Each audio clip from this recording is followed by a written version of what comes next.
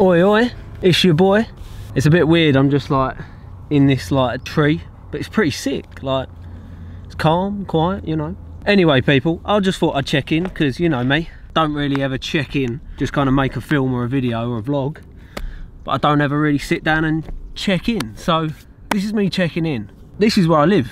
It's a place called Essex in the UK. Pretty peng, to be fair. Very grateful to live in a very luscious green area. Good for the soul, good for the mind. I thought I'd come and chill up in this tree because it might open my mind to some kind of like weird, spiritual, creative realm. Who knows? Anyway, I wanted to talk about a subject, and that's filmmaking. Quite relevant as my channel is about filmmaking, right? I personally think that filmmaking is easy. Now, I know that sounds a bit arrogant, probably coming from me, but it is easy. It is dead easy. All that you need to make a good film is have a vision, right? And that sounds bare cliche, right? But it's so true. Every film that I am dead happy with, I've seen in my head clear as day before I've shot it.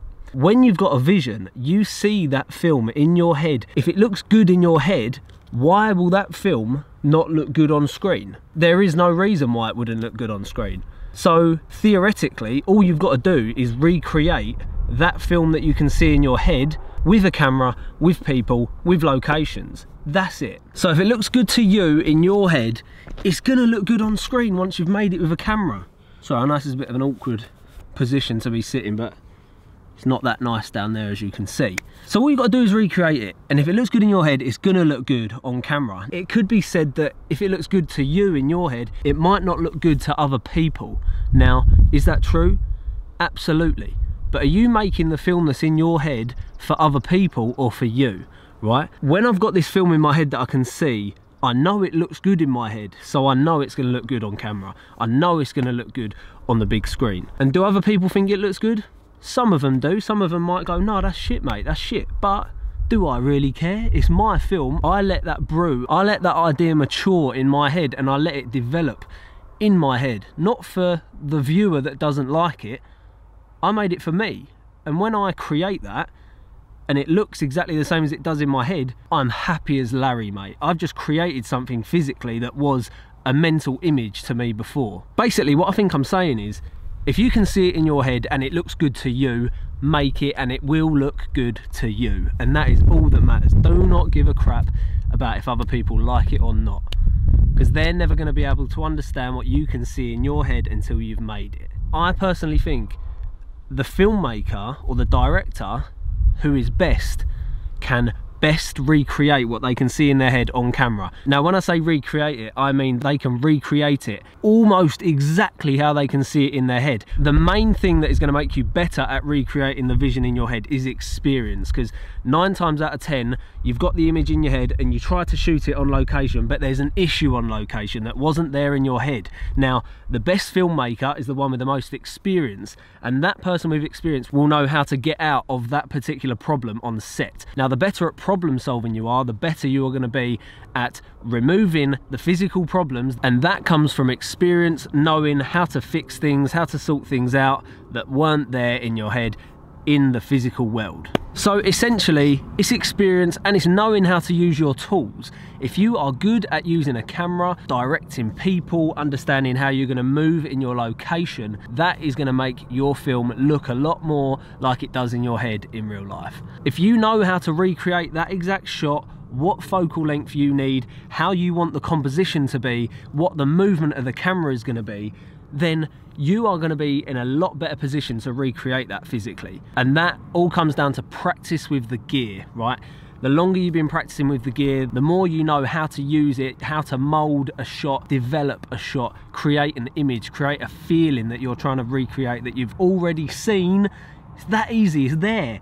You've just got to recreate it. You've just got to use the tools in a specific way to recreate it. Now, a lot of people have asked me why and how I storyboard my shoots. I always storyboard when I'm feeling most creative. I always keep a notepad with me or something to draw on, to write on, because when you see it exactly how you want to recreate it, you need to draw it down, because the next day is going to come, the shoot day is going to come, and you're going to forget how you saw it when it looked most perfect. That's why when I see it at its most perfect, I'll draw it straight straight away, straight on a bit of paper, each particular shot. Then when I'm on set, I know right in that moment when it looked right to me how I want it to look, no matter how uncreative, unmotivated I'm actually feeling on the shoot day, right? So basically you're doing the work first in your head and on paper. On the shoot day, all you got to do is go through the motions and obviously solve all the problems that come with being on set, working with people, working with cameras, working with weather, things like that. I guess I'm officially a tree hugger. Nightmare. Usually I feel most creative at night. I don't know why. As soon as like 9, 10, 11, 12 o'clock at night hits me, I'm like, whoa, I've got all these ideas. I don't know if it's because the rest of the world slows down and it allows me to just think about other things because no one's like biting at my heels for stuff, but I just think that is when I feel, well, I don't think that, I know that's when I'm most creative. That's when I'm usually drawing down my ideas, drawing out shots, being creative and developing my idea. So yeah, for those of you that have been asking about the storyboard, that is pretty much what I do. I'll probably do a whole video on storyboarding if you want, but that's kind of what I do in a nutshell. So people, look, I think the moral of this is don't overcomplicate what you want to shoot. If you see it in your head, find peace, find clarity, knowing that all you have to do is recreate that and it will look sick. You will have a good film. If it makes sense in your head, there is no reason why it won't make sense in the physical dimension. And if it doesn't make sense to other people, that doesn't matter, because did you start filmmaking to please others or to utilize this passion?